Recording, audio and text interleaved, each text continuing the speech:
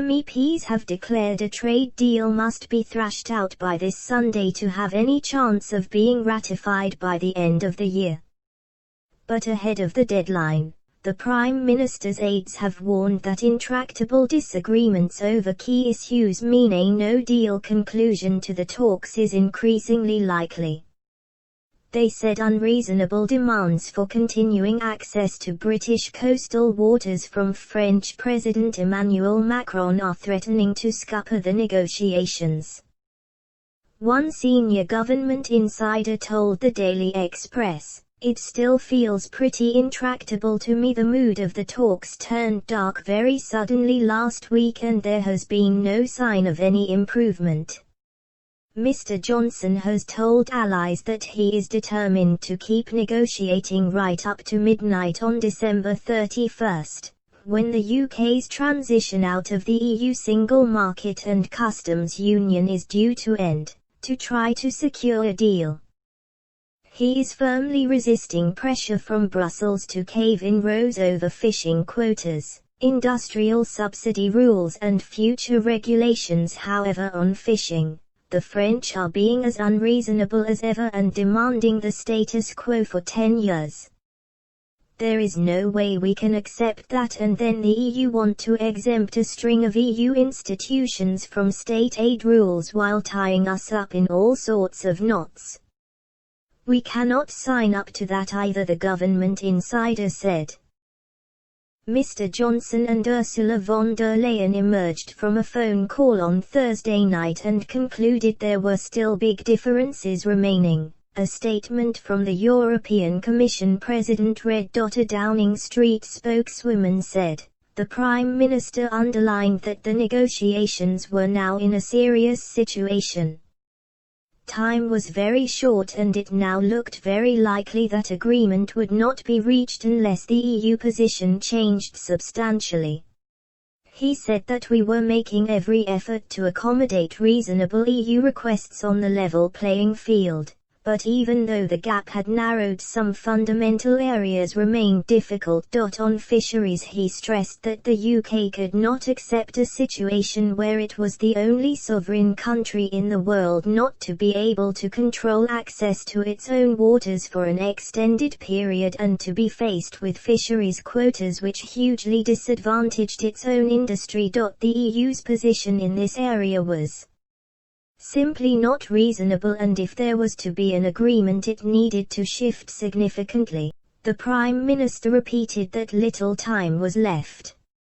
He said that, if no agreement could be reached, the UK and the EU would part as friends, with the UK trading with the EU on Australian-style terms.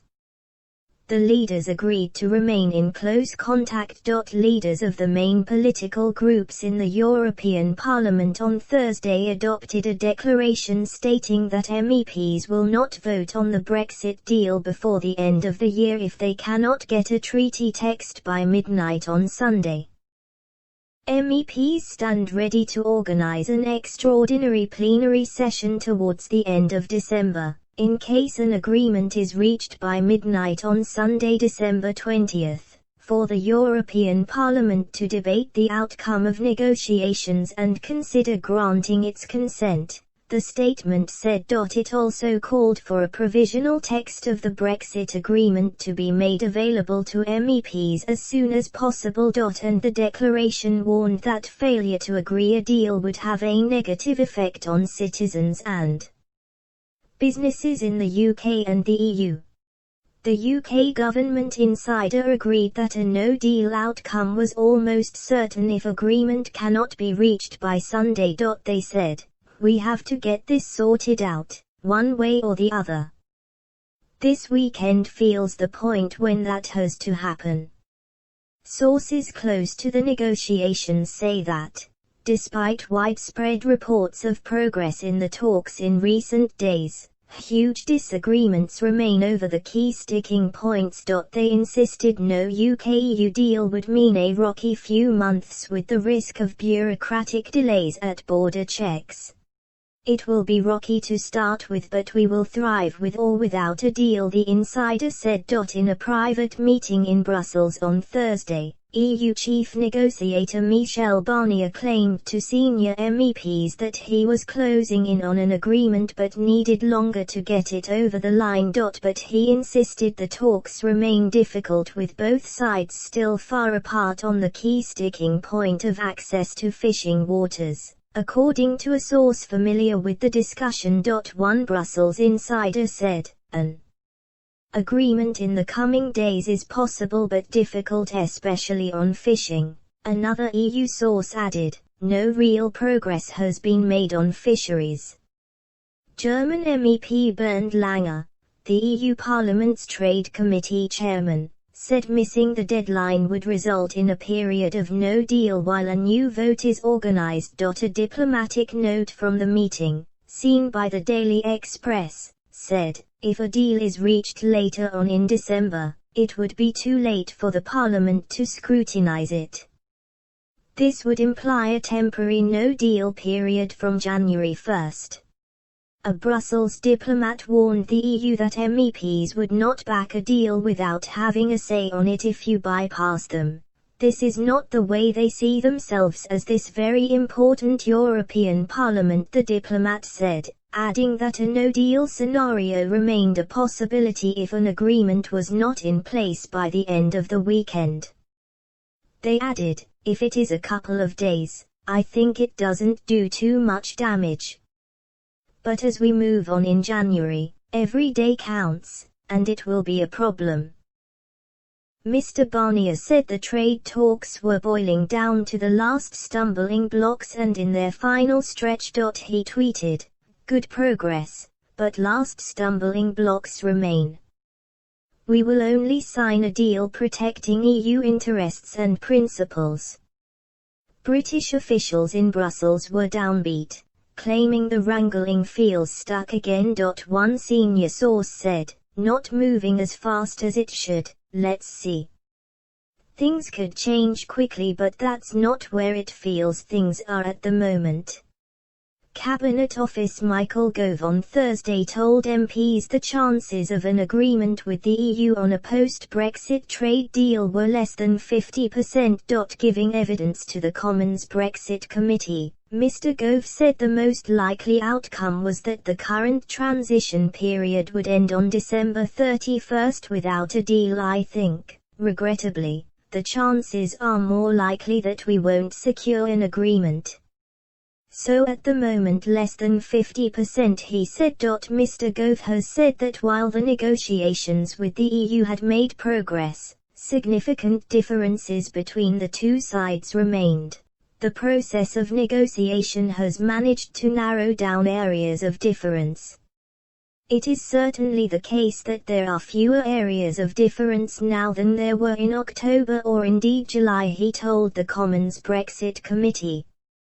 "The areas of difference are still significant and they do go to the very heart of the mandate which the country gave the government in 2016.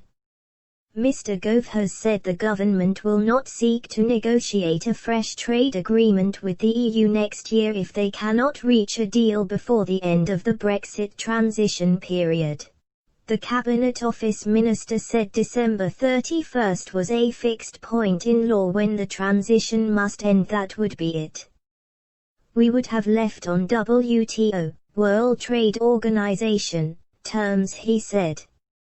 It is still the case, of course, that there would be contact between the UK and European nations and politicians as one would expect, but what we would not be doing is attempting to negotiate a new deal."